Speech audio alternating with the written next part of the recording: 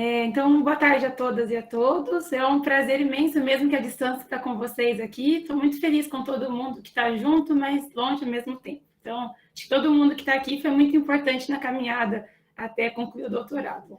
Então, a tese aqui, depois das contribuições da qualificação, que foi lá em fevereiro, a gente teve uma alteração no título. Inicialmente era a qualidade dos sedimentos fluviais, inicialmente, né? E aí, com as contribuições tanto do João, que não pode estar presente agora, como da Cris também, a gente adicionou aqui a qualidade da água e também dos sedimentos fluviais, já que nós usamos os dois parâmetros aí para entender como estão as duas bacias estudadas, que é do Ribeirão em Umas, aí em Ribeirão Claro, e do Rio Bauru, aqui em Bauru também. Falei aí porque vocês estão mais perto do que eu, né? Mas vamos lá.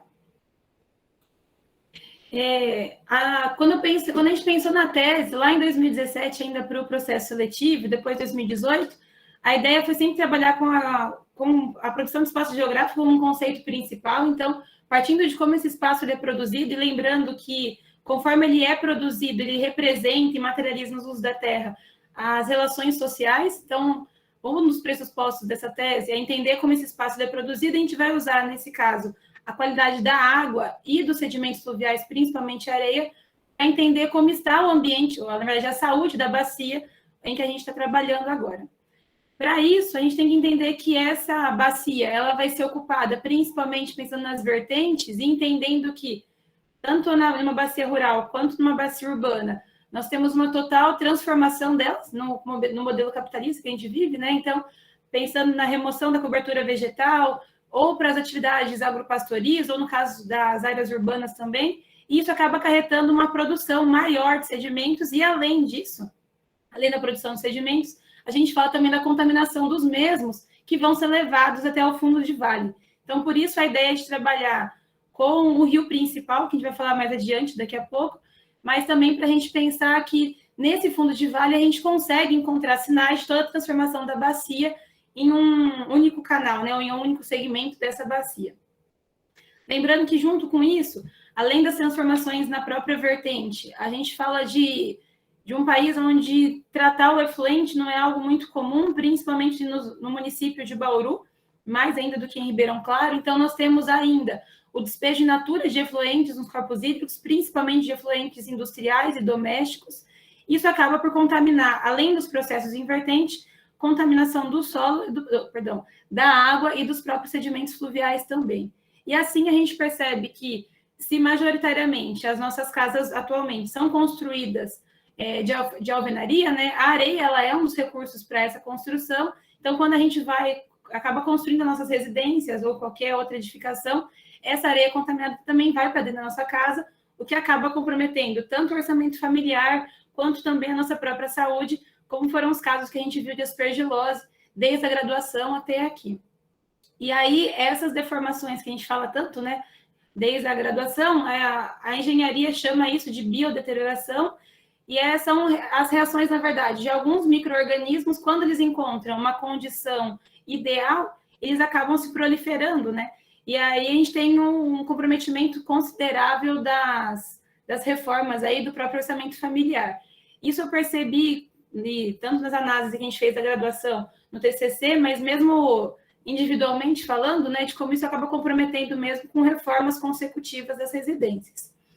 E aí, na tese agora, e uma coisa que eu acho importante a gente falar aqui no começo, né, o que eu estou apresentando para vocês aqui hoje, e o que a banca leu como esse documento que foi enviado, é o resultado não do trabalho do doutorado somente, né? Essa pesquisa ela começou em 2010, então a gente está completando agora 12 anos, então o arcabouço que a gente conseguiu reunir aqui, ele vem ao longo dessa mais de uma década de trabalho, na verdade. E ao longo dessa mais de década, a gente percebeu que falta ainda alguns critérios para a gente analisar de fato essa qualidade. Em alguns países, isso já é muito bem estabelecido. Então, por exemplo, no Canadá, eles têm alguns critérios de qualidade do sedimento, é uma normativa criada em 99, e aí, para isso, eles conseguiram criar um banco de dados onde vários indicadores, principalmente biogeoquímicos, são utilizados para analisar esses sedimentos de fato. E aí, em Portugal, principalmente nas praias portuguesas, tem uma associação, que é a BAI, que está aqui nesse slide também, que desde 2008 elas vêm buscando criar alguns parâmetros que são os mesmos que nós usamos aqui na tese também para aferir a qualidade da água e dos sedimentos. Em Portugal, a diferença é que eles estudam a areia das praias, né, de áreas balneárias.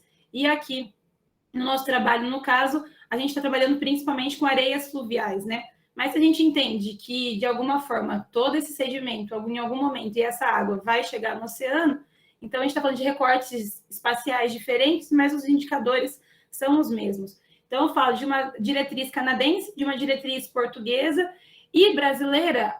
O mais próximo que a gente encontrou de fato, pensar numa qualidade do sedimento que vai além das características físicas do próprio agregado, né, que é usado para construção civil, foi no município do Rio de Janeiro, que, inclusive, quando eu fechei a tese, teve uma reportagem que saiu numa rede de grande circulação, falando de como as areias de Copacabana, do Leblon e afim, ali de Ipanema, elas estão contaminadas principalmente por coliformes termotolerantes, que é um dos indicadores que a gente utiliza para aferir se tem despejo de esgoto in natura ou não em alguma região.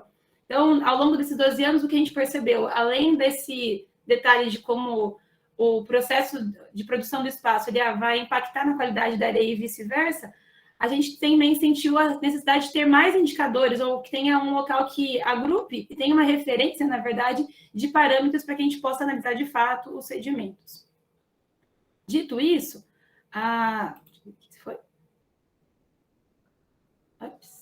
espera aí, gente. Faz tempo que eu não estou usando o remoto mais, eu estou presencial. Eita, espera lá. Eu vou interromper a apresentação e vou colocar no formato PDF, que eu acho que aí vai travar menos aqui. Só um minutinho, desculpa. Tudo bem, Angélica. Estava mais ambientada o remoto antes.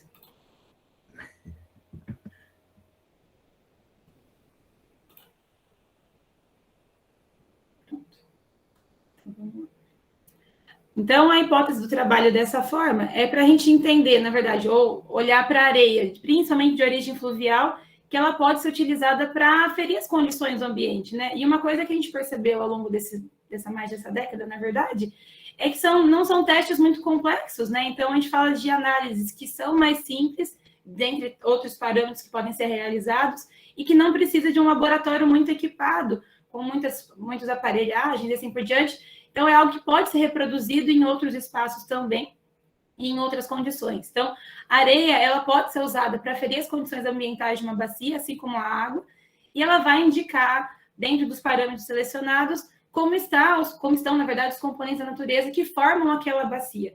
E a partir do momento que a gente consegue olhar para essa bacia que deve estar muito alterada, a gente consegue pensar em possíveis soluções para reverter esse processo de apropriação, de fato, dela de forma predatória. E dessa forma, o objetivo da tese é avaliar, na verdade, a qualidade da areia e da água, e dos sedimentos fluviais. Inicialmente, a gente pensava mais em colocar o recorte da areia, né, enquanto sedimento, mas quando a gente coleta a amostra no leito do rio, a gente pega outras frações que não somente areia. Então, por isso, sedimentos fluviais, que são usados na construção civil, e enquadrar eles como indicadores de mudanças ambientais. Como, por exemplo, a transformação, como a gente vai ver daqui a pouco, da mudança completamente abrupta do Rio Bauru, por exemplo, que tinha uma cobertura vegetal, e hoje a gente percebe que a bacia está quase que mais da metade dela urbanizada. E que impactos que isso pode trazer e que trouxe, na verdade, para a qualidade do Rio Bauru e das pessoas, ao mesmo tempo, que são diretamente ligadas a ele. E diante desse quadro encontrado, identificar e elaborar algumas propostas de manejo. Então, aqui a ideia não é criar um plano de manejo finalizado, mas sim sinalizar algumas contribuições para que essa tese não fique só indicando os problemas, né? E sim que ela dê uma devolutiva. Como eu falei para vocês, essa pesquisa ela dura mais de uma década. Então, que devolutiva que eu posso dar desse investimento que a Unesp fez em mim ao longo desse tempo todo, assim, a sociedade, né? Para que ela não fique somente engavetada, né? Então, que contribuição que a gente pensou que poderia dar essa tese foi no caso de pensar em propostas de manejo tanto para o rio Inhumas, que é um rio, uma bacia predominantemente rural, como também para o rio Bauru, que está 2 quadras aqui da minha casa, que ela é meia rural e meia urbana. E para que a gente conseguisse chegar nos resultados, e principalmente na discussão sobre como pensar nessa proposta de manejo, a gente dividiu a fundamentação teórica em 4 pilares, né? Usando a bacia hidrográfica como um recorte espacial para entender, identificar os problemas e pensar num planejamento para esses problemas, olhando para os processos invertentes no segundo momento e entendendo como eles também podem contribuir, tanto para a produção de sedimentos, como também na contaminação dos mesmos. E aí, esse terceiro, que foi o que eu acabei mais gostando de escrever, inclusive, que é entender como são e quais são os parâmetros e os padrões de qualidade que nós temos dos sedimentos, que outras pessoas também estão usando os sedimentos para aferir as qualidades ambientais de bacias hidrográficas ou de outros recortes, como são os casos de áreas balneares também no litoral do Brasil, de Portugal, ou em áreas como no Canadá, como eu falei para vocês. E, por fim, o foco da tese não é discutir as deformações no reboco, que são as chamadas biodeteriorações, na verdade, mas entender que se a gente não planeja uma bacia hidrográfica de forma adequada, se os processos invertentes não são identificados e não são recuperados, em algumas vezes, no caso de erosões hídricas, se nós não temos um padrão de qualidade de sedimentos que permite com que a gente identifique e busque soluções para mitigar aqueles problemas, esse problema vem para dentro da nossa casa. E aí, junto com esse problema, a gente tem, como eu falei logo de início, o comprometimento do orçamento familiar e, ao mesmo tempo, problemas de saúde, como é o caso da aspergilose pulmonar, por exemplo. E aí, de forma bem introdutória, porque eu quero me aprofundar mais nos resultados com vocês daqui a pouco, pensando nas bacias, né? A gente pensou em subdividir a discussão teórica das bacias, entendendo que as características, conhecer essa bacia, de forma a olhar suas características físicas, é um subsídio importante para futuros planejamentos. Então, quando a gente foi pensar na ideia de fazer as propostas de contribuição para um plano de manejo para o Rio Bauru e para o Rio Anhumas, nós pensamos em levantar esse quadro ambiental natural para que, no segundo momento, a gente consiga olhar para esses problemas e pensar em possíveis soluções. Dado isso, a gente entender que bacias rurais e urbanas têm comportamentos completamente diferentes. Então, como acontece a produção de sedimentos, por exemplo, em áreas urbanas e em áreas rurais? Quais são os possíveis contaminantes em cada uma dessas áreas? Por mais que a gente sabe que a produção de sedimentos, quando não tem a mata ciliar, a gente percebe que como a gente acaba produzindo o nosso espaço rural brasileiro, né? Aumenta o assoreamento do rio e, consequentemente, processos de enchente. Na área urbana, a gente tem problemas tão graves quanto no campo, né? Então, além da contaminação por insumos agrícolas na parte rural, na cidade a gente tem um problema, como a gente vê aqui em Bauru, da canalização fechada e aberta, que muitas vezes é mal dimensionada, dos problemas de enchente, que aqui em Bauru também isso é muito frequente. Então, além da contaminação por esgoto, que a gente chega a perceber que a gente acaba extrapolando os níveis de contaminação que a Anvisa preconiza, na verdade. E a gente fechou essa ideia desse primeiro, na verdade, capítulo da fundamentação teórica, olhando para as matas ciliares e reforçando de como elas são importantes. Trazendo um pouco dos resultados para conversar com essa teoria, quando a gente pensa em mata ciliar, lembrar que ela tem essa função de filtro, né? E, ao mesmo tempo, quando a gente olha as imagens de satélite aqui de Bauru, na bacia do Rio Bauru, muitas vezes a gente olha aquela mancha verde e acha que a mata ciliar, de fato, está preservada, mas quando a gente faz o campo e olha, de fato, a gente identificou aqui várias espécies exóticas, percebemos que tem despejo de bota fora de construção civil, ruas na área de APP, enfim. A mata ciliar, se não preservada como o Código Florestal preconiza, ela acaba potencializando a contaminação dos sedimentos e, ainda além disso, né, acaba criando outros problemas, como, por exemplo, o assoreamento e as enchentes, que eu mencionei há pouco também. Então, a gente teve um cuidado de pensar nessa parte teórica para olhar também para essas bacias e pensar no seu futuro. E junto com isso, já que a gente falou de bacia hidrográfica e na condição das matas ciliares, entender que o que acontece, como eu falei na introdução, nos compartimentos de topo e vertente vão ser denunciados no fundo de vale.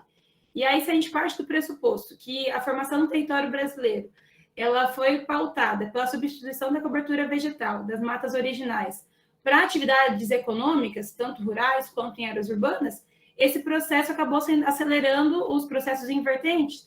E aí, com essas erosões, a gente percebe não só a contaminação do solo e da água, mas principalmente do solo, da água, a gente percebe o comprometimento de processos erosivos, de fato, né? Aqui em Bauru, nós temos vários focos erosivos em outros recortes para além da bacia do Rio Bauru, como é o caso da bacia do Rio Batalha, e isso acaba comprometendo a falta de água que nós temos aqui agora, porque a gente tem menos água disponível também para a população. E aí, junto com isso, a gente percebe a importância de pensar em propostas de manejo que olhem para essas vertentes, que olhem para esses topos e para esses fundos de vale de forma compartimentada, mas integrada ao mesmo tempo, justamente para a gente entender que esse sedimento, que naturalmente seria transportado, e que é o processo, né, do intemperismo, da erosão e assim por diante natural, ele acaba sendo acelerado por nós, seres humanos, né? E se isso não é feito de uma forma, com planejamento muito adequado, acaba contaminando, como a gente falou bastante, e comprometendo, na verdade, vários setores. E o capítulo sobre os padrões de qualidade de sedimentos, a ideia era entender quem pesquisa, quem usa sedimentos aí, tanto no Brasil como em outros lugares no mundo, e se o sedimento, de fato, ele se mostra eficiente para entender como que a bacia hidrográfica, ou qualquer outro recorte espacial, ele está, né? Como que está a sua saúde ambiental, na verdade.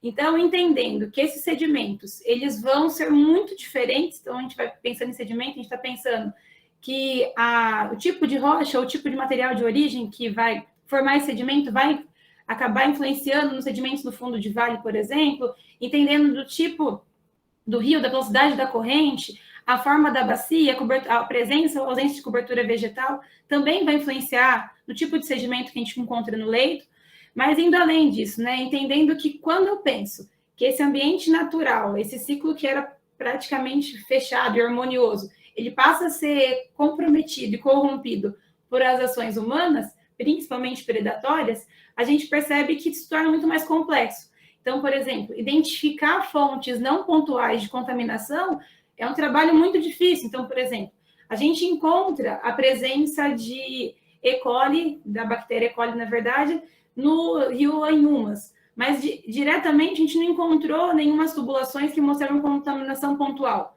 Mas provavelmente, então, essa bactéria chegou até ali por um processo invertente, através das erosões, onde eu tenho a pastagem, a falta de mata ciliar ali, e o gado acaba chegando até esse leito do rio. Então, identificar essas contaminações que não são pontuais são tanto árduas, né?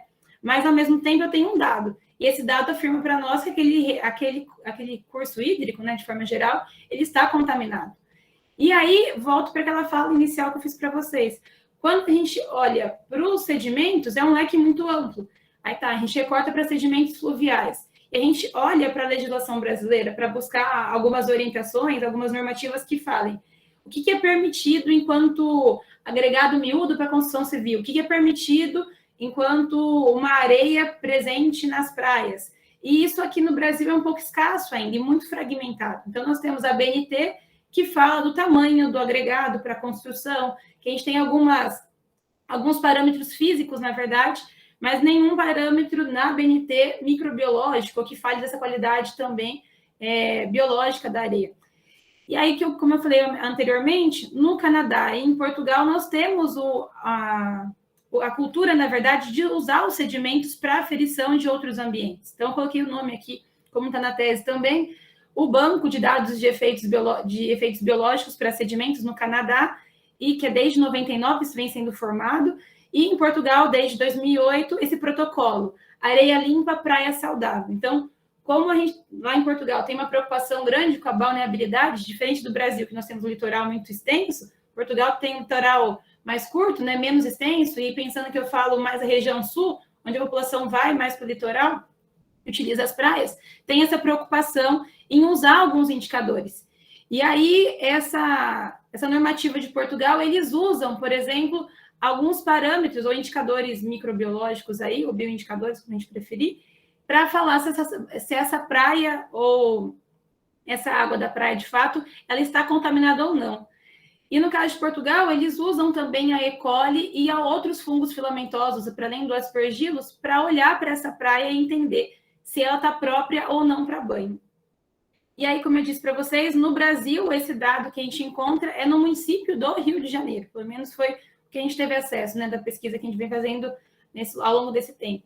E aí, no Rio, sim, tem alguns parâmetros que dão até algumas estrelinhas. Então, tem a praia que é 1 estrela, praia 2 estrelas, 3, e a 4 estrelas teria uma qualidade melhor ali para se banhar. Mas as praias mais famosas do Rio, por exemplo, têm um índice alto de contaminação por coliformes. Se eu penso que é uma cidade com alguns milhões de habitantes, a gente entende que esse esgoto em algum momento chega para a praia também.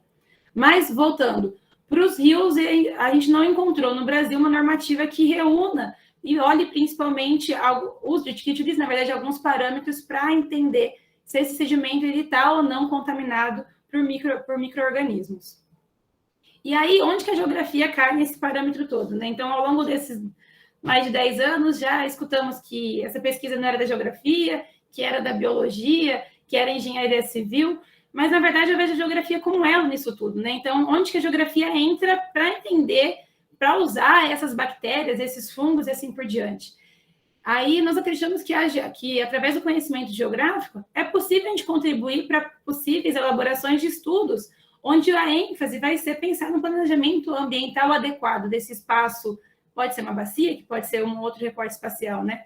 Então, eu acredito que a geografia ela consiga unir e olhar para essa produção de espaço, voltando para a minha fala inicial, de forma em que a gente entenda uma relação sociedade e natureza, não de forma predatória, mas que a gente olhe para a natureza, para esse ambiente onde os seres humanos estão inseridos e passe a produzir esse espaço, entendendo como essa natureza ela foi organizada ao longo dos milhões de anos e que as nossas ações, ou as nossas ações mitigadoras, tentem recuperar um pouco do dano ambiental que nós estamos deixando aqui para essa sociedade e para as que virão no segundo momento.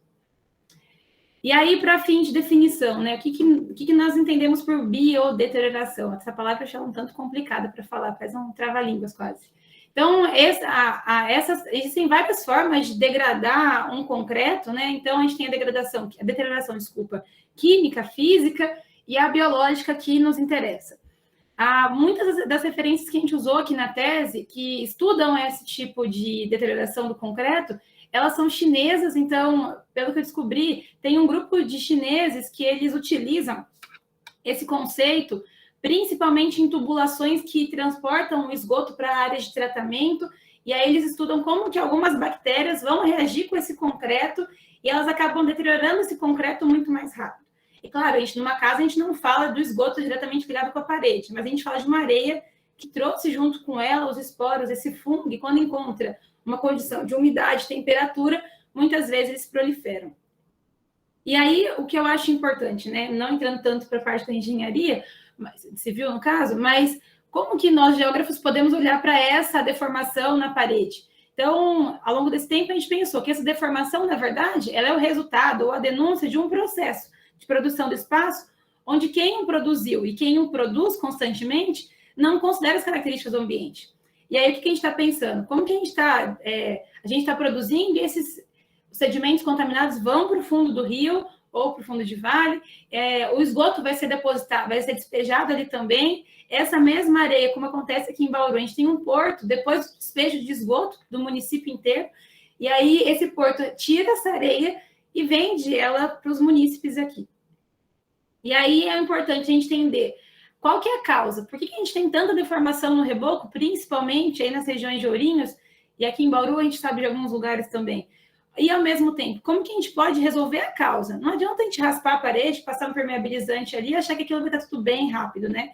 Isso leva um tempo para a gente entender qual que é a causa. E resolver a causa também leva tempo. A gente está pensando numa solução a médio e longo prazo aí, para tentar com que as pessoas não tenham as deformações e muito além disso, né?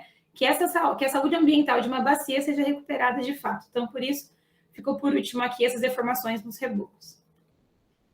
E por que nós escolhemos duas bacias, né? Inicialmente, quando eu conversei com o Piroli a primeira vez, eu gostaria de ter uma terceira bacia de controle, que seria uma bacia pouco alterada, mas depois que a gente começa a pesquisa, a gente percebe que é importante recortar aquela ideia inicial na prática. Então, nós ficamos com duas bacias. Uma rural, que é a do Rio Anhumas, como eu já comentei, e outra urbana. No caso da rural, eu coloquei duas imagens aqui para vocês. Uma imagem durante o inverno e a outra durante o verão. Essa aqui é a bacia do Rio Anhumas, onde fica dentro do município de Ribeirão Claro e os seus tributários. E importante pensar que nessa bacia, vou voltar aqui, quando eu penso em Ribeirão Claro, eu falo de um município muito pequeno do norte do Paraná, ali, que está nas margens quase do Rio Paranapanema também, e a sua produção do espaço é muito diferente do que nós entendemos aqui em Bauru, né? Então, a gente fala de quando os mineiros e os paulistas foram para o norte do Paraná para se apropriar desse solo de terras roxas aí, né? De terras mais férteis, solos mais férteis, na verdade, e iniciam a prática agrícola. E aqui em Bauru, na verdade, a formação do município está muito vinculada com a formação, na verdade, do entroncamento, na verdade, de duas linhas férreas que passavam para cá. E junto com isso, a formação de Bauru está menos atrelada com o setor rural e muito mais atrelada com o setor urbano. Como eu falei para vocês, pensando na formação das ferrovias, na verdade, né? E o Rio Bauru estava muito próximo de uma dessas ferrovias, e o caminho que foi encontrado quando escolhem o Rio Bauru para ser o caminho do esgoto e o Rio Batalha para ser o abastecedor do município, nosso manancial, o Rio Bauru precisou passar por algumas reformas nessa lógica ao longo do tempo. E uma das reformas foi a canalização e a retificação do seu leito. Esse trecho, eu estou colocando na amostra aqui, fica na Avenida Nuno de Assis, onde a gente tem a canalização aberta, e constantemente nos episódios de chuva mais intensa, a gente percebe que essa canalização não dá conta e acaba ultrapassando os limites desse concreto e chegando nas vias da Avenida Nuno de Assis, na verdade, onde pessoas já perderam as vidas, perderam carros, perderam os imóveis e assim por diante. Então, são esses dois recortes. Então, a ideia é trabalhar com uma bacia eminentemente rural, entender como acontece a contaminação e a produção de sedimentos ali, e olhar para essa bacia urbana. Eu lembro que eu fui questionada algumas vezes o porquê que eu escolhi bacias em recortes tão distantes, né? Um dos motivos foi porque eu moro aqui em Bauru agora, e aí eu consigo acompanhar o Rio Bauru muito mais fácil, né? Então, e sabendo que a gente tem o despejo de esgoto, in natura quase com totalidade no Rio Bauru, nós não temos uma continuidade da estação de tratamento de esgoto Vargem Limpa, pelo contrário, ela foi interrompida algumas vezes, e nós temos um porto que extrai essa areia e comercializa ela para os munícipes, não só de Bauru, mas da região também. E Ribeirão Claro, por sua vez, a gente pesquisa ela desde o mestrado, né? Então, no mestrado, trabalhamos com 3 municípios, Ribeirão Claro era um deles, escolhemos o Rio Anhumas e um outro porto de desmonte hidráulico para entender como se formava. Então, a gente já tinha uma proximidade com o Rio Anhumas, já entendia o seu comportamento, de certa forma, e aí trazendo uma bacia urbana agora para entender como ela foi formada também. Então, por isso, a escolha das 2 bacias. E quanto aos procedimentos metodológicos, dividimos aqui em 3 partes também. A coleta das amostras, então, de acordo com a de acordo com as referências, né? Então, a gente percebe que o ideal é coletar pelo menos em um período de inverno e um período de verão, na verdade, uma estação seca e uma estação úmida. Nós fizemos uma leva de coleta durante o inverno, então foi em agosto e primeira semana de setembro do ano passado, para usar os feriados, já que eu sou professora, e aí falta tempo, às vezes, para fazer durante a semana, né? E no verão foi feito no carnaval desse ano, no finalzinho de fevereiro. Então, foram esses 2 períodos. Inicialmente, nós gostaríamos de coletar a montante, na próxima nascente, 2 pontos no médio curso e 1 na foz. Só que aí, uma coisa foi eu olhar aqui, com o Rafael me ajudando, meu esposo, identificar os pontos de coleta. Outra coisa foi chegar no lugar depois e perceber, por exemplo, que o nosso ninho não subia para chegar nas áreas de nascente do Ribeirão Anhumas, e quando a gente foi fazer a coleta da parte da foz do Rio Bauru, era uma área um tanto complicada na questão de assim, não era muito segura. Então, quando a gente estacionou o carro para ir coletar a amostra, para entender o lugar, a gente ficou com um pouco de medo e acabou não coletando, porque era uma área que não trazia nenhum tipo de segurança para a gente naquele momento. Então, trabalhamos com 2 pontos no Rio Anhumas e 4 pontos aqui no Rio Bauru, eles um pouco mais espacializados, mas não deu para colocar tanto na nascente como na foz, como inicialmente nós pretendíamos.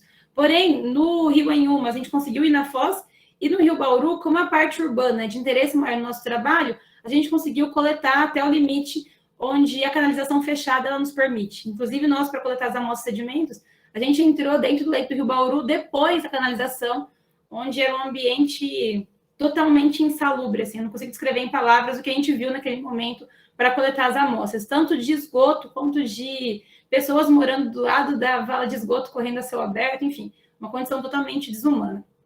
E aí, para além das coletas, uma sugestão da banca na qualificação foi que nós trabalhássemos com recorte espacial, não só do ano de 2020. Então, inicialmente, mapeamos para saber como que era o uso da terra dessas bacias em 2020, depois coletamos a amostra em 2021, Mas aí a banca sugeriu, a Cris e o João, que nós expandíssemos e entendêssemos, na verdade, como foi a evolução dos usos da terra dessa bacia nesses últimos anos. E aí trabalhamos de 85 até 2020 para isso. E além de tudo, para entender como que é a declividade da bacia e contribuir na discussão da produção de sedimentos, foi elaborado um mapa de declividade para cada uma das bacias também.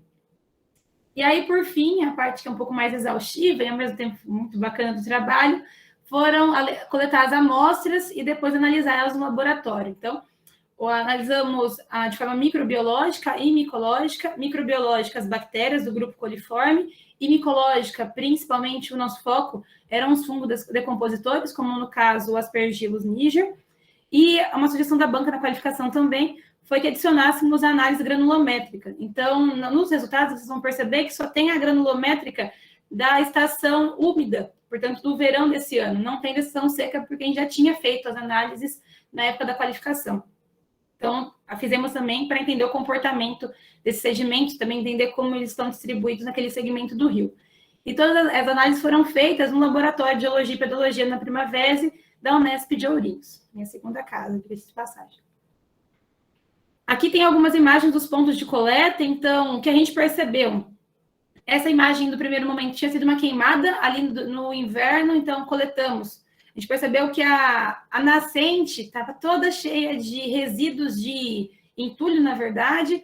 No segundo ponto, no início da canalização fechada do Rio Bauru. O terceiro ponto aqui, a continuação aqui na Avenida Nuno de Assis, na verdade, aquele ponto que costuma alagar, como eu comentei com vocês. Se vocês olharem bem aqui, nós temos pessoas que moram nessa região, que acabam dormindo. Inclusive, quando a gente foi coletar as amostras nas duas vezes, a gente conversou, e aí um dos senhores que moravam ali comentou que ele costuma tomar banho, lavar roupa nessa água com contaminação acima do limite esperado pelos protocolos nacionais. E aí o quarto ponto aqui, enfim, nós temos já a área onde já encerra a canalização aberta do Rio Bauru, onde o rio já não é mais canalizado e onde daqui em diante, de acordo com a prefeitura municipal, não há mais o despejo de esgoto. O despejo vai até a altura onde o rio é canalizado. Então, já na região do Rio Anhumas, nós coletamos no médio curso, que é nessa região aqui, do primeiro ponto, e na foz, onde nós temos aqui na frente, já é o Rio Paranapanema, então foi o ponto mais próximo da foz que a gente conseguiu coletar a amostra, em que ambos nós percebemos, na verdade, mais no primeiro ponto, a ausência da mata ciliar. Então, tem cerca dos dois lados, então a área da PP ela está demarcada, mas nós não temos a mata ciliar ali presente, né? Inclusive, na margem esquerda do rio, tem um barranco onde a área de APP, como foi tendo a erosão nas suas margens, né? Ela não passa de 1,5 m, então a gente fala de uma área muito reduzida já. Dentro, para a gente conseguir entrar no rio e coletar a amostra de areia bem aqui embaixo, a gente teve que ir pela margem direita para conseguir coletar essas amostras. Então, esses foram os 2 pontos amostrados no Rio Anhumas, aí em Ribeirão Claro. Como que foi feito esse processo, então, de análise? Então, as amostras, a técnica que foi utilizada foi a técnica dos tubos múltiplos. Para isso, a gente incubou as amostras para fazer o teste presuntivo. Esses são os tubos, e essa aqui é a estufa bacteriológica. Então, as amostras foram coletadas e dentro de 24 horas que a gente coleta a amostra, a gente tem que incubar já elas. E essa incubação ela acontece em 2 momentos. Primeiro o teste presuntivo e, na sequência, o teste confirmativo. Se no teste presuntivo nós temos a produção de gás dentro do tubo de Duran, que fica dentro do tubo de ensaio, isso nos indica que há bactérias do grupo coliforme ali. E aí, após isso, nós fazemos o teste confirmativo. Então, para cada tubo que deu positivo, nós multiplicamos ele aí e fazemos ele em 5 vezes para ver se, de fato, nós temos a bactéria naquela diluição. E aí, o teste confirmativo, como eu não sei se todo mundo sabe o que é um tubo de Duran, né? A Carol, eu sei que é bióloga, mas, enfim. A gente colocou, aqui tem uma imagem do tubo de ensaio, e aqui dentro do tubo de Duran, se vocês olharem bem, a gente tem uma parte bem esbranquiçada aqui. Essa parte esbranquiçada é o que nos indica que teve produção de gás, além do mau cheiro, né? Que isso é um outro sinal, mas aí é mais, enfim, mais subjetivo. Então, para os testes confirmativos, Aí é o mesmo processo, a gente tem um teste confirmativo, onde nós usamos o material que é o VB, então o meio de cultura verde brilhante, e o meio de cultura EC. Um deles é para falar sobre os coliformes totais e o outro os termotolerantes. Então, esses foram os dois processos. Novamente, a gente incuba essas amostras, os VBs a gente coloca na estufa novamente por mais 24 horas a 35 graus, e os ECs vão para o banho-maria para essa confirmação também.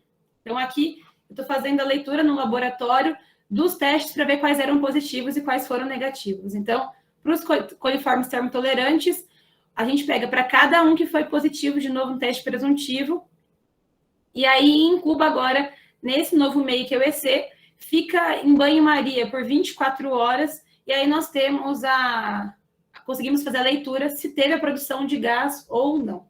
Então, esses mesmos episódios foram feitos para as duas bacias, para cada ponto amostrado. Então, para cada amostra, foram feitos a análise, na verdade, dos tubos múltiplos aqui, que foram essas que eu expliquei para vocês. Além da análise microbiológica, que são essas dos tubos, nós fizemos também a análise micológica, que é para entender a formação, se tem a presença ou não de fungos, né? E, além disso, entender a diversidade de fungos que apareceu ali foi uma resposta importante para a gente também. O procedimento é totalmente diferente, então nós pegamos aquela amostra, então, ou de água ou de areia, e aí com o SWAB, que é esse cotonete que na pandemia a gente conheceu bem como que é ele, né? A gente insere na amostra e passa fazendo zigue-zague no meio de cultura no agar saborô, embala, e aí ele fica incubado na placa de Petri por primeiro, inicialmente 7 dias, a gente aguarda o seu crescimento de 7 a 14 dias, e de acordo com cada espécie que apareceu ali, nós fazemos a replicagem, pegando um pedacinho de cada espécie, colocando em uma nova placa, para conseguir depois identificar qual que foi o tipo de colônia que surgiu ali. O nosso foco são os fungos decompositores, porque são eles responsáveis por decompor a matéria orgânica. Então, a gente tem duas variáveis aqui. Uma delas é o grupo coliforme, de bactérias que nos atestam que tem um animal de sangue quente que vive ali, afinal, essa bactéria só vive em animais de sangue quente, e o outro é o nosso fungo decompositor, que se ele existe, é porque nós temos matéria orgânica em decomposição. Então, foram esses dois parâmetros que foram utilizados, que também são usados pela ABAE, aquela associação portuguesa que eu comentei há pouco com vocês. E aí, um trabalho mais de gabinete, né, que eu fiz aqui em casa, não tive que ir para campo no primeiro momento, mas só para comparar depois os resultados encontrados nas imagens, foram a elaboração dos mapas. Então, nós fizemos alguns mapas temáticos aqui para compreender como estão o uso da terra das duas bacias hidrográficas. E aí, inicialmente, como eu disse, nós trabalhamos só com 2020, depois foi feito um recorte de 85 até o presente, para entender, de fato, como foi a produção do espaço ao longo desse tempo. Então, nós não coletamos amostra ao longo desse tempo todo, mas sim entender como foi essa produção, como que essa bacia, entre aspas, aí, ela evoluiu, como foram os processos de produção do espaço em cada uma delas.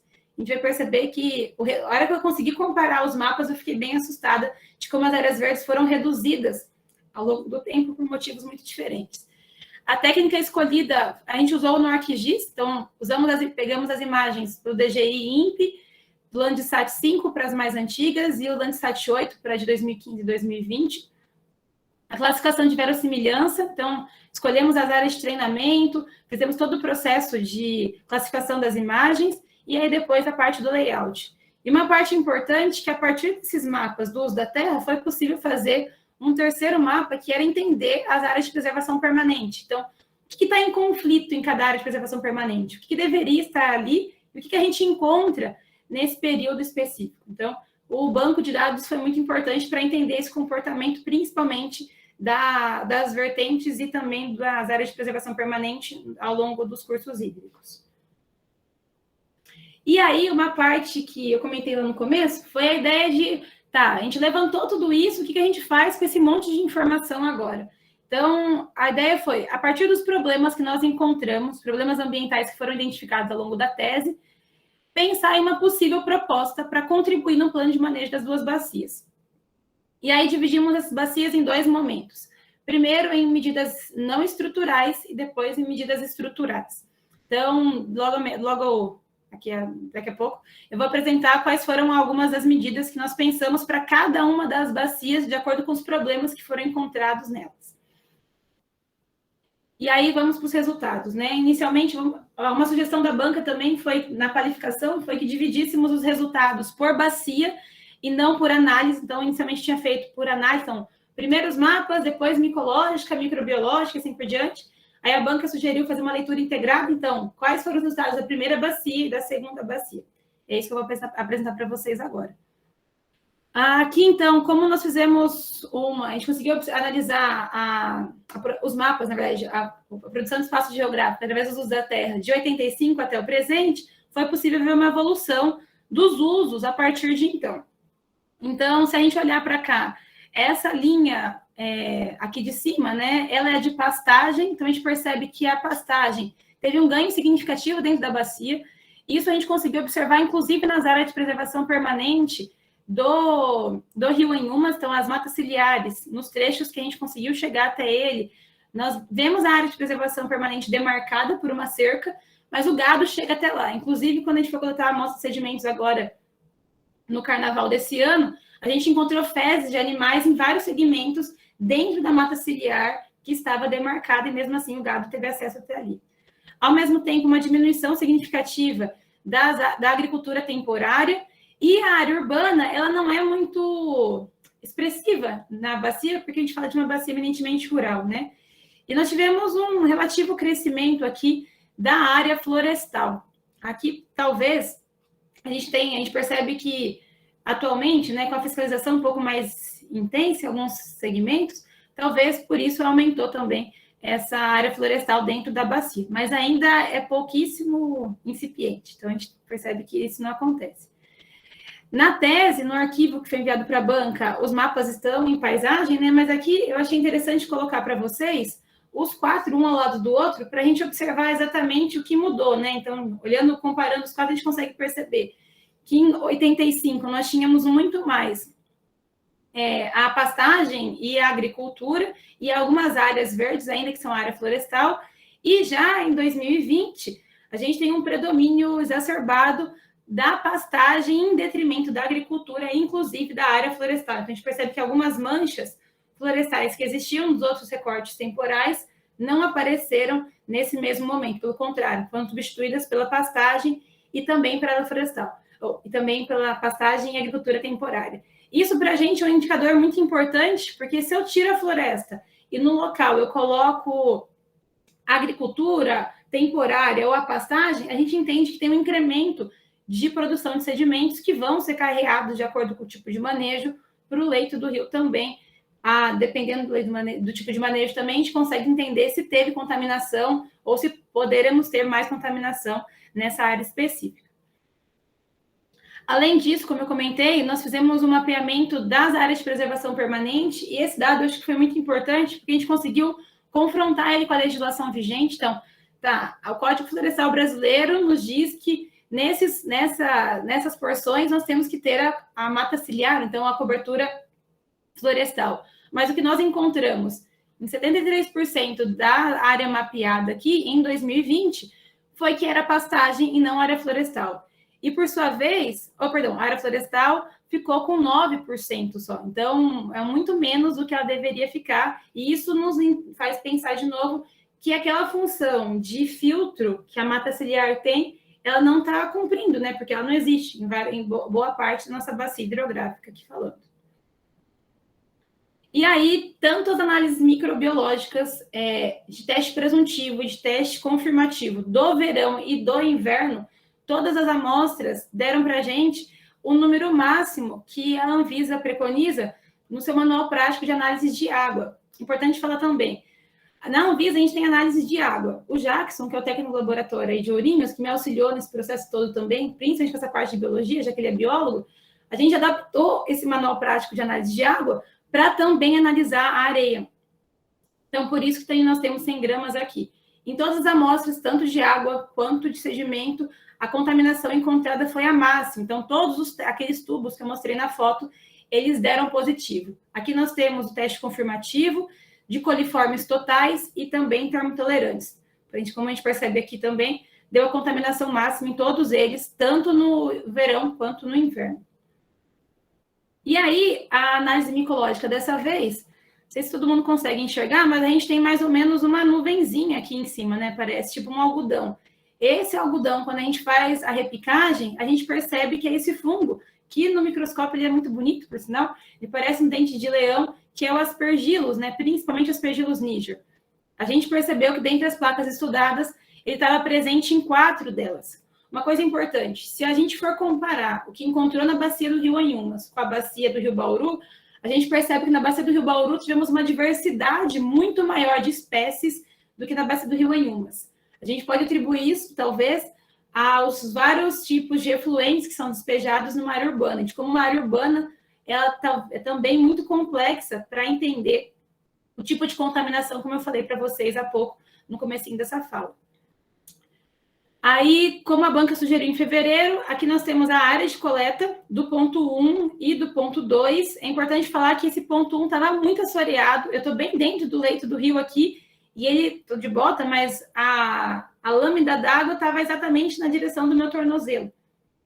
Então, aqui nós coletamos essa amostra, e aqui, já na parte da foz, com volume de água um pouco maior, uma água bastante turva também, nós coletamos a amostra aqui nesse ponto 2. Olhando para essas duas amostras, a gente percebe que há um predomínio na fração areia de 0,5 a 0,25. A gente vai perceber, comparando esses dados com os dados da área urbana, tem uma certa discrepância. Na área urbana, a gente tem uma variação muito maior, já que eu falo de materiais carreados também de diferentes áreas, né? Principalmente nas áreas próximas ao loteamento, por exemplo. E a parte da tese, né, de contribuir para olhar para essa bacia e resolver os problemas. Estou finalizando já aqui, acho que mais 5 minutinhos eu acabo. Como que a gente pode pegar esses dados todos que eu trouxe para vocês e olhar para essa bacia? Então, nós partimos das normativas. O que cada município tem para analisar e contribuir para o planejamento de forma adequada desses rios? No caso de Ribeirão Claro, a gente tem 2 normativas, uma de uso e ocupação do solo municipal e a outra que é o plano diretor. Então, usamos essas 2 como referência, e a partir delas a gente foi confrontando para saber o que estava em conformidade e o que não estava em conformidade. E a partir disso a gente identificou 4 problemas também, olhando para essas normativas e para o que nós encontramos ao longo da pesquisa. Uma ausência e escassez, de vegetação arbórea nas áreas de preservação permanente dos corpos d'água do Rio Anhumas. Acabamos de ver que 70% da bacia, da APP da bacia, ela está sendo ocupada por pastagem em 2020. Identificação de focos erosivos em vários trechos da bacia, principalmente no segmento de topo e média vertente. A presença de trechos do Rio Anhumas assoreados. Na foto a gente coletou a amostra, foi possível ver também os vários bancos de areia que nós temos ao longo do Rio Anhumas. E, além disso, a presença de coliformes totais e termotolerantes muito acima do que é permitido para aquela região específica. A partir desse quadro de degradação, o que nós pensamos para propor para esse possível plano de manejo aqui, né? Algumas medidas estruturais e não estruturais. As não estruturais vão ser focadas principalmente, num primeiro momento, no zoneamento de áreas de conflito de uso da terra. Então, por exemplo, o mapa que nós fizemos e confrontamos com a legislação poderia ser um primeiro passo, então, para a gente perceber que a gente tem um tipo de uso, mas, de acordo com a legislação vigente, deveria ser outro. E aí, no segundo momento, elaborar também mapas de áreas suscetíveis à erosão hídrica. Então, podemos propor, né, não que a gente vai fazer ao longo da tese aqui agora, mas para pesquisas futuras, quais áreas vão contribuir mais com a produção de sedimentos, com o aporte maior de sedimentos, né? E o que pode ser feito no segundo momento nessas áreas que são mais suscetíveis à erosão para que isso não venha a acontecer. A partir desses dados não estruturais, pensar em medidas que já são estruturais de fato. E aí, para o Rio Anhumas, pensamos em 3. A ideia de restabelecimento e proteção das matas ciliares. Então, não adianta só demarcar, a gente tem que garantir que naquela área demarcada a gente tenha mata de fato, para que ela cumpra seu papel, tanto na mata ciliar de fato, como também nas áreas de nascente e em outras áreas onde a declividade for superior também a 20%. Proteger os remanescentes florestais, então garantir que o pouco que sobrou não se reduza, na verdade, que a gente consiga expandir em algumas áreas que são prioritárias, principalmente. E aí, pensar numa proposta de esgotamento sanitário rural. O município de Ribeirão Claro tem uma proposta de esgotamento sanitário. Eles coletam o esgoto sanitário urbano e tratam ele em algumas lagoas de decantação e depois despejam no rio que dá o nome à cidade, que é o Ribeirão Claro. que vai chegar no Rio Paranapanema depois.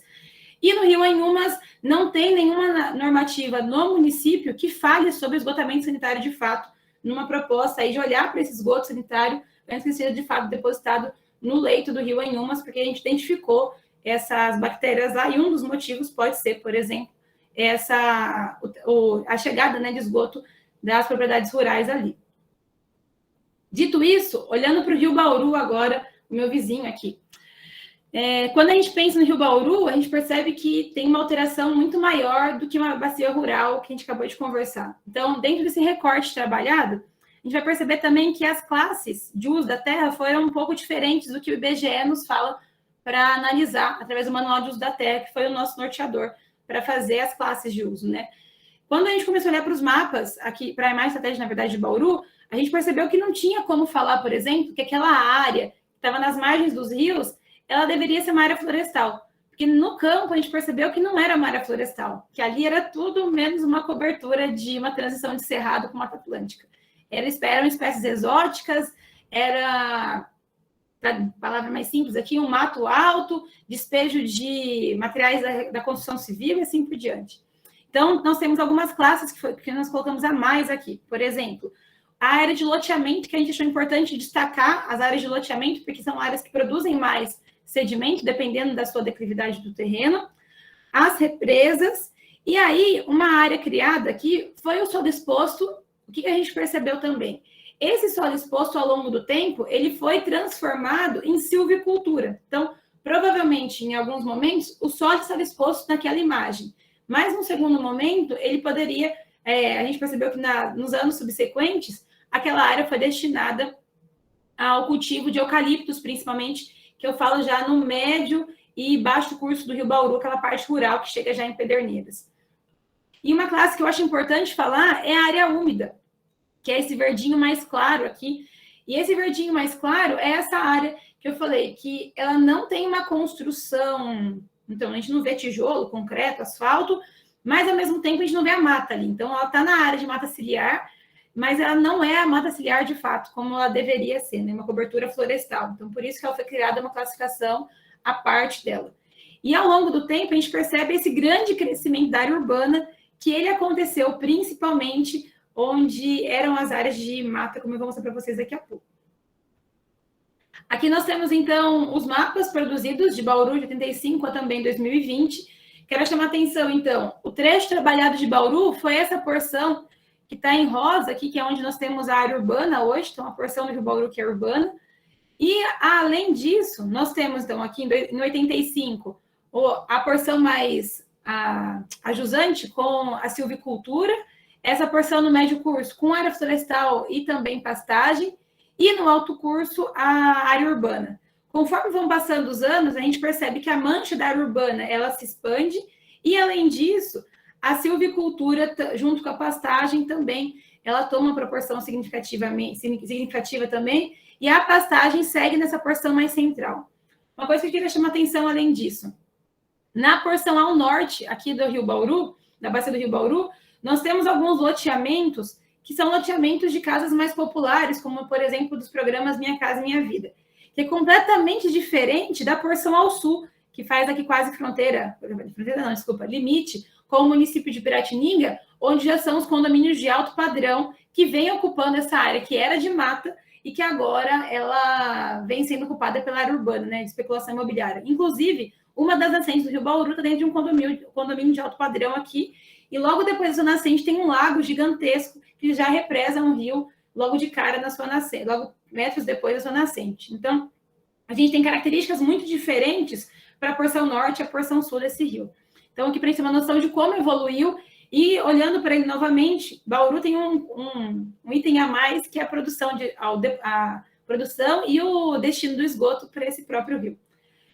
Se a gente olha para a APP, de fato, do Rio Bauru, das áreas, dos cursos hídricos do Rio Bauru, a gente percebe que tem um predomínio significativo daquela área úmida que eu falei para vocês há pouco, que não é uma cobertura florestal, mas também eu não falo de uma área urbana consolidada naquela área, o que não quer dizer que não tenham pessoas que morem ali. Então, a gente percebeu várias casas construídas com o resto de materiais da construção civil, com papelão, com lata, com pedaços de isopor bem à margem do rio Bauru, aonde tem o esgoto sendo lançado in natura, né? Nessa área úmida também. Depois nós temos a área florestal com 22,6%, e a área urbana, pastagem, solo exposto e silvicultura, também dentro da área de preservação permanente, que, teoricamente, de acordo com o Código Florestal, deveria ser ocupada por mata, né, por área florestal, que é essa porcentagem em verdinho aqui. Não era de se espantar, eu sei que na pesquisa a gente não pode esperar muito de resultado, mas conhecendo o histórico do rio Bauru, a gente esperava que os dados seriam catastróficos, assim, né? Então, de fato, o que a gente encontrou, tanto nos sedimentos quanto na água, foi a contaminação máxima no verão e no inverno dos testes presuntivos, que é isso que eu estou apresentando para vocês agora, e dos testes confirmativos também, de coliformes totais e termotolerantes, em todas as diluições, da concentrada até a mais diluída. Então, em todas elas, foi encontrado a contaminação máxima por esses indicadores de que, de fato, tem um despejo de esgoto, que vai na contramão do que é informado pela prefeitura aqui em Bauru, onde é atestado em vários veículos de comunicação que não há mais o lançamento de esgoto em alguns trechos. Não foi isso que a gente encontrou analisando o rio de fato. E aí, como eu falei para vocês, quando a gente olhou para as placas do rio Bauru, da análise micológica, era uma variedade assim, de espécies. Era até difícil de conseguir identificar cada uma delas, porque eram muitas espécies dentro da mesma placa. E aí, entre as 10 placas analisadas, nas 10 placas foram encontradas o Aspergillus niger, que é esse fungo decompositor, o que nos dá mais um sinal. Então, vamos pensar. A gente encontrou o coliforme e encontrou também o fungo decompositor de matéria orgânica. Então, a gente tem 2 indicadores que nos falam que naquele trecho analisado, nós temos uma concentração significativa de matéria orgânica ali. E aí, lembrando que o coliforme, ele só existe em animais de sangue quente. Então, no caso, nós humanos também fazemos parte dele. E aí, nós temos uma variação também aqui, olhando para as amostras de areia, de acordo com o segmento do rio. Então, se a gente for olhar, por exemplo, a amostra 4, que é aquela amostra onde nós falamos do médio curso de Rio Bauru depois da canalização, predomina a fração de 0,250 a 0,125. Se a gente olha, por exemplo, na amostra 1, que é aquela amostra mais próxima à nascente, predomina de 0,250, também seguido de 0,500 para 0,250. O que eu acho importante chamar atenção para vocês é dos locais de coleta de cada uma delas. Essa primeira foto é a área que a gente coletou as amostras próxima à nascente. Nesse leito, foi difícil, na verdade, achar sedimento, porque tinha cano, tinha tijolo, tinha sacolinha plástica, espiral de caderno, enfim, uma área muito alterada. Esse pontinho preto sou eu aqui. O segundo ponto, que foi onde eu falei para vocês, que é onde começa a canalização fechada do rio Bauru, esse aqui é o Rafael, do ladinho, tentando me ajudar a pegar uma amostra ali. O terceiro ponto, que eu comentei aqui na Avenida Dono de Assis, onde tem uma família que mora aqui embaixo do viaduto, às margens desse rio altamente contaminado. E esse quarto ponto foi onde eu coletei a amostra depois da canalização fechada, onde nós temos um ambiente de total insalubridade ali. Era até difícil de respirar, assim, muito abafado, fétido, enfim. E aí, como que a gente pode olhar para esse rio e, ao mesmo tempo, pensar no seu manejo adequado, né? Diferente de Ribeirão Claro, aqui em Bauru nós temos várias normativas interessantes. Então, por exemplo, tem uma resolução da Secretaria de Meio Ambiente, que é a CODEMA, de 2002, tem um plano diretor participativo de 2008, que tem muitas informações importantes para fins de planejamento, já que a ideia é o plano diretor, né? Nós temos o plano de águas de 2014, o plano municipal de saneamento básico de 2017, e nós estamos no meio aí da formação do novo, ou na verdade, do projeto de lei, na verdade, para o parcelamento de uso e ocupação do solo com outras tantas informações, que ainda não foi confirmado, mas o projeto de lei está disponível para consulta com um levantamento grande da qualidade do município de Bauru. Então, essas foram as normativas usadas para pensar nesse plano de manejo.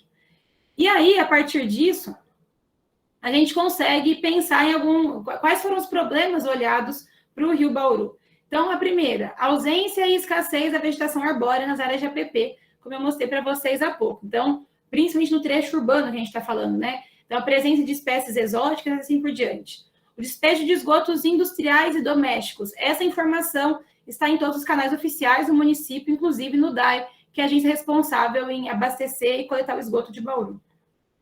Nós temos 2 trechos críticos aqui. Um deles é a Avenida Nações Unidas, onde todo episódio de chuva um pouco mais intensa alaga aquela região. E a Nações Unidas é uma canalização fechada em cima do Córrego das Flores. Então, é uma área bem problemática. Por mais que tenha um parque no centro, o parque não dá conta de segurar todo o volume de água que vem para aquela área muito impermeabilizada. E a Nuno de Assis, que a gente tem canalização aberta, que inclusive tem uma das margens do rio agora, que é a margem direita, que ela está desbarrancando depois dos últimos episódios de chuva. Então, nós temos 2 áreas mais críticas que, na hora de elaborar isso, a gente teve um foco significativo. E aí, quais foram as medidas não estruturais que nós pensamos? Zonear primeiro, mapear, na verdade, identificar as áreas de conflito de uso da terra dentro dessa bacia e, além disso, olhar para essas áreas que frequentemente são inundadas. Nós temos os processos de enchente, na verdade, né? E pensar num sistema de previsão de cheias. O que a prefeitura tem hoje é uma cartilha nos falando com algumas placas aqui no município também, onde você deve escapar num caso de... as vias que você não deve passar em dias de chuva. Então, não tem nenhuma medida mais organizada, mais estrutural, de fato, olhando para... não estrutural, pensando nessas áreas que são críticas, né? Que são áreas de risco, na verdade. E a partir disso tudo, pensamos em 5 pontos aqui que foram coletados através de um curso da Ana que eu fiz há um tempo atrás, e também das aulas que eu participei com o professor César Leal, com o professor Piroli também. Então, sobre como a gente pode pensar para uma bacia urbana, quais medidas seriam interessantes para ela. Pensar em uma bacia de detenção ou de contenção em algumas áreas onde nós temos o processo de, principalmente, não no canal principal, mas a montante dele, olhando para a região onde tem os episódios de chuva mais intensa e ali alaga a Avenida Nações Unidas e a Nuno de Assis, pensar em áreas de biorretenção, que seria uma alternativa semelhante ao que nós temos aqui, que é o Parque Vitória Regia. Então, pensar em grandes parques lineares verdes, que nessas áreas verdes, que a gente pode usar como uma área de lazer em cima, nós temos um sistema de drenagem embaixo que ajude a captar essa água. Então, ele vai ter 2 funções. Resolvemos o problema de falta de área de lazer em Bauru e, ao mesmo tempo, seria uma bacia importante para receber essa água, diminuindo as áreas impermeabilizadas que nós temos no município. Instalar mais canais verdes e pavimentos permeáveis, isso aqui é de extrema urgência e é algo que é fácil de ser resolvido. Então, não é algo muito complexo pensar na conversão de calçadas impermeabilizadas para as calçadas verdes aí. A conclusão da estação de tratamento de esgoto Vargem Limpa, que no momento está temporariamente pausada, que deveria estar em pleno funcionamento, mas isso não acontece, então o esgoto segue chegando no Rio Bauru in natura, e recuperar, assim, as matas ciliares das áreas degradadas por erosão, principalmente. Então, olhar para essas áreas e conter esses aportes de sedimentos, já que se eu tenho um foco erosivo, temos o transporte de sedimento, a consequente deposição no fundo de vale, o assoreamento, e o que vai acabar potencializando os processos de enchente no terceiro momento. Então, essas seriam as contribuições para um futuro plano de manejo para Bauru. E dentre tudo isso, o que a gente entendeu agora para fechar de fato? Eu falei 5 minutos e falei mais 15, né? Mas estou acabando agora. Esse é o penúltimo. A gente entende que, se eu olho para os usos da terra, eu entendo que eles vão refletir como a sociedade brasileira foi produzida, de como a gente se entende enquanto sociedade. Uma sociedade que ela é muito desigual e representa isso nas áreas de preservação, ou melhor, nos usos da terra, na verdade. Se eu falei que tenho famílias que moram ao lado do esgoto, que usam desse rio para lavar suas roupas, para tomar banho, isso não dá para aceitar, né? Isso não é algo que é muito além do aceitável. Então, pensar que esse uso da terra que a gente encontra em Bauru e em Ribeirão Claro, eles são processos e refletem como o Brasil foi formado também.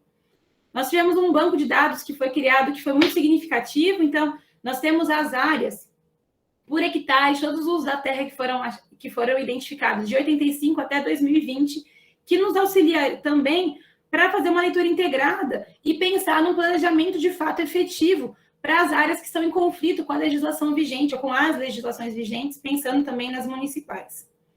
Entendemos que o sedimento fluvial, a Cris, inclusive, trouxe essa expressão e eu gostei muito dela na qualificação, que esse sedimento, no caso a areia principalmente, ele é um ótimo contador de história. Então, por onde ele vai, a gente consegue pegar essa amostra de sedimento e entender como é aquela bacia, ou pelo menos nos indica de como tratar essa área, na verdade. Então, é uma possibilidade de analisar e principalmente entender quais são os problemas que existem ali e como a gente pode resolver ou mitigar pelo menos eles. Um ponto que eu achei de extrema importância, que a gente teve contato agora com a tese, nós precisamos olhar para os indicadores brasileiros e pensar em novos e possíveis padrões que olhem para essa areia para além de características físicas ou somente químicas, né? Quais são os indicadores biológicos que outros países do mundo também estão usando e que são referências? Então, olhar para eles e fazer também, se apropriar desse recurso, assim como o Rio de Janeiro fez na capital do estado, e usando isso como indicador, falar, olha, essa área é apropriada, essa área não é apropriada. Tá, indiquei que ela não é apropriada, o que eu faço com esse dado depois? Como que eu resolvo esse problema? Então, pensar nesses indicadores. Pensar no planejamento que seja de fato efetivo e adequado para as bacias hidrográficas. Então, o município de Bauru tem uma série de normativas interessantíssimas, mas na prática a gente percebe que tem várias falhas. E nós estamos num dos municípios com muitas erosões dentro do Brasil, se for comparar, né? Nós temos um município que deveria tratar o seu esgoto e não trata. Nós temos um município que acabou, já usou o máximo do seu aterro sanitário e está usando o aterro do município vizinho, enfim. Como que a gente, de fato, torna efetivo esse planejamento ambiental dentro do município? E aí pensar numa bacia e nas subbacias, na verdade, de maneira sustentável. Então, como que eu posso olhar para esse rio Inhumas e entender que ele tem uma função econômica importante? E, além disso, ele é tributário do rio Paranapanema. Então, é uma área de lazer significativa. Nós temos vários sítios ao longo do rio Inhumas que usam daquela água para irrigação, para dessedentação dos animais e assim por diante. E o rio Bauru, que recebe esgoto quase do município todo e despeja essa carga no rio Tietê, que está logo depois aqui de Pederneiras. E a gente está contribuindo como, né, para essa bacia do rio Tietê, do qual nós fazemos parte também.